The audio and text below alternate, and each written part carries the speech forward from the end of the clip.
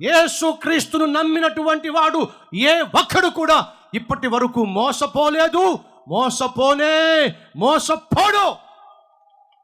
ఇది వాస్తవం అయితే అడుగుతున్నా, మనుషులు నమ్మి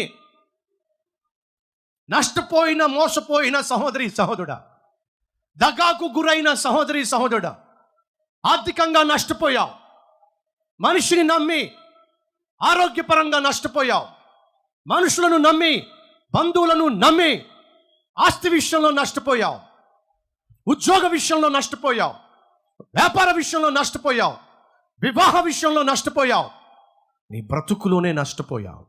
ఇలా మనుషుల్ని నమ్మి ఎంతకాలం నష్టపోతావు? ఇలా మనుషుల్ని నమ్మి ఎంతకాలం కష్టాలు పాలైపోతావు?